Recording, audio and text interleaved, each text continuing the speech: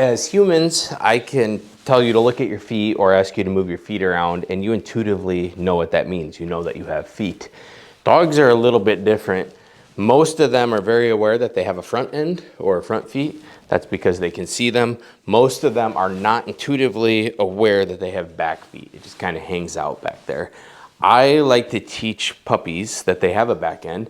I think that it's a valuable thing. One, it just keeps them learning. There's snow on the ground right now. It's cold outside. This is something we can do indoors, keep Ozzie fresh and hungry to learn and learning to offer behaviors in order to get a paycheck. I think that's a great thing. Also, it's good for dogs to know that they have a back end if they're going to be a competitive obedience dog or an agility dog or even a hunting dog that needs to be able to fit their back feet or back end into a tight space like in a blind. It's a good skill for them. So I'm going to show you how I teach this to a puppy. We got Ozzie here with his first session on back end awareness. A couple of things. One, we've got his breakfast in here. He's hungry. Two, I'm close to the dog's level here. I'm in this chair, more of an office chair. I have it lowered all the way down. I like to be as close to the dog's level as possible. I think that makes me less intimidating and it makes it easier for the dog to learn. And then also for this drill or this lesson, I like to have a chair with wheels on it. You don't have to have one with wheels, but I like it because it allows me to move around a little bit. So if I need to get closer to the platform or further away from the platform, I can do that just by pushing back and forth. So it's kind of a nice thing. So I am not going to do much talking during these sessions. In fact, most of them I will probably put on fast forward or 2 or 3x just to make sure that they don't become too laborious to watch. This first one I may do just a little bit more talking just so you can kind of understand what I'm doing here. So Ozzie, are you ready to learn that you've got some back feet? Good dog. So we're going to lure him onto the platform. There we go. When the front feet come off and the back feet are on there, then he gets his reward. Give him a couple of pieces there. Good boy. Off the platform, lure back on. No treat yet, no treat yet. I'm controlling it with my thumb and my pointer. There we go. Good boy. So we can keep him engaged with the food because he's smelling it and he can lick it. But he can't eat it until he's in the correct position. There we go.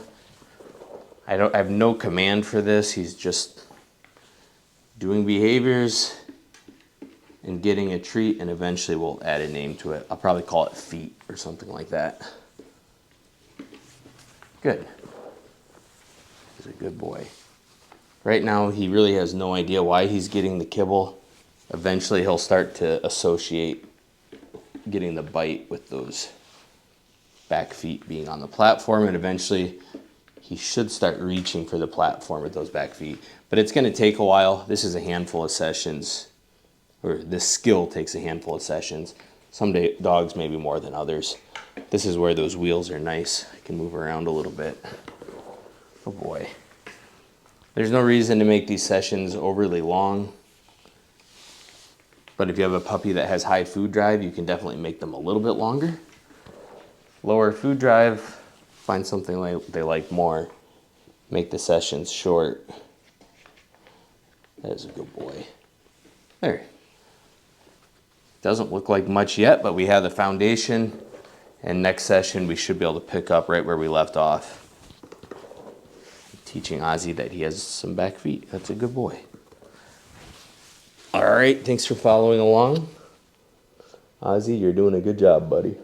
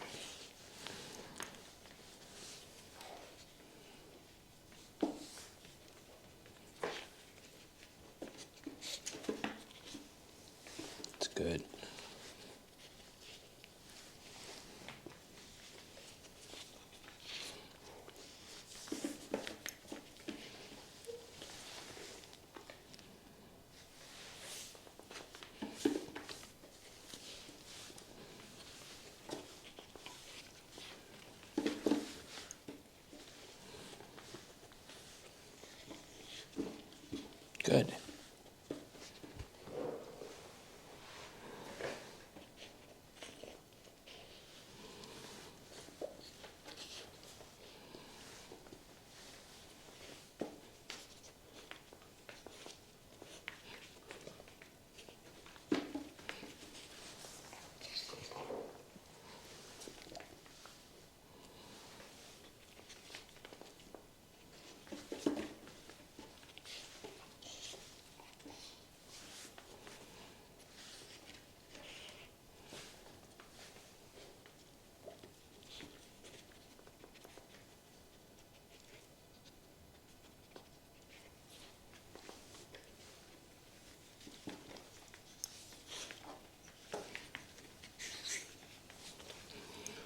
Got to get that back end up there.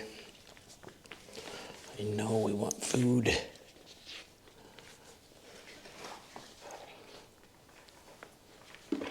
There you go.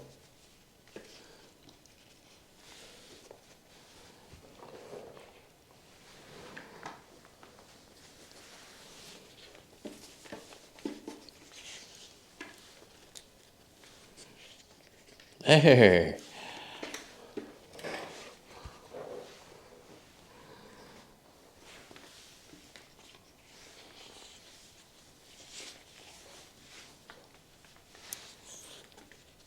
There.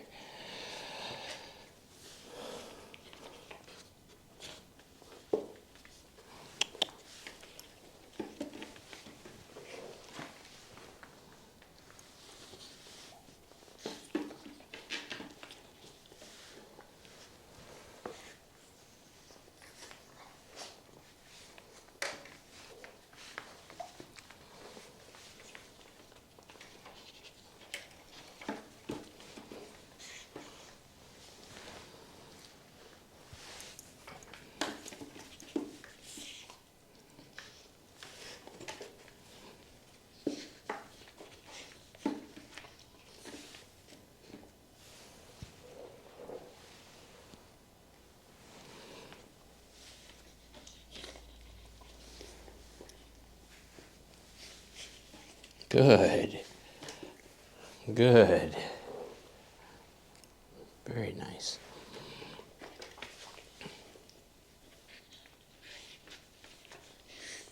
Good. Good.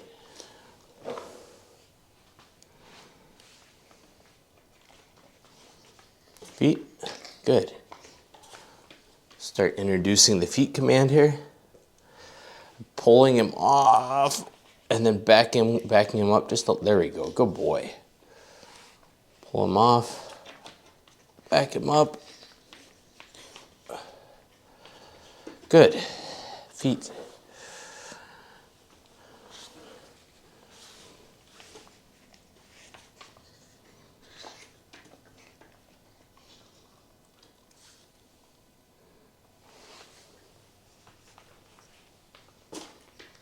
Good.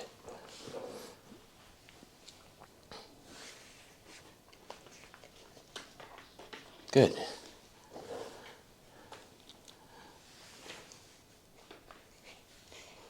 Good.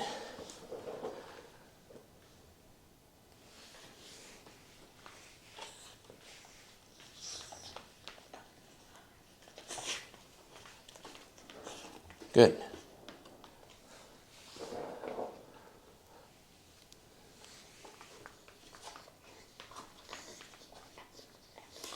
Good.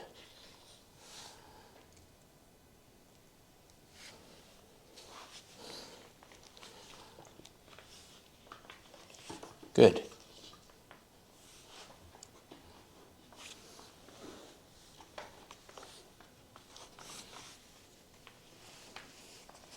Good. Getting a little messy here.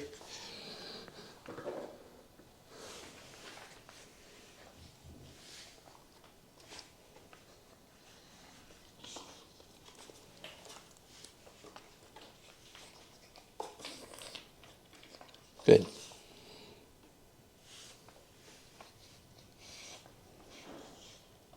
Good.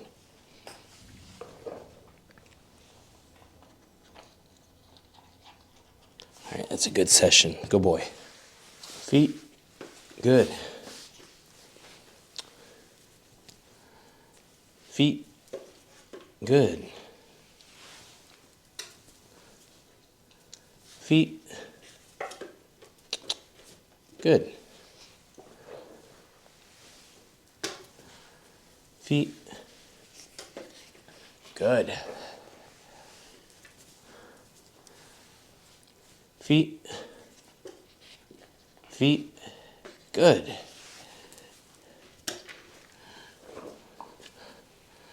Feet. Good. Feet. Good. Feet. Good. Feet. Good. Feet. Good. Feet. Good. Good. Feet. Good. Feet. Good. Feet. Good. Feet. Good. Feet. Good. Feet. Good. Feet. Good. Feet. Good. Feet. Good.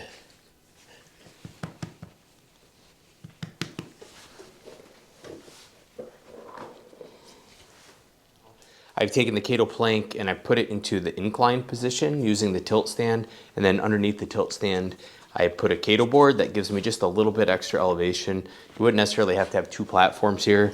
You really do need the plank because it's longer, but you, instead of using a Cato board underneath the tilt stand, you could improvise and put some books or anything you can think of underneath of there just to get it up a little bit higher.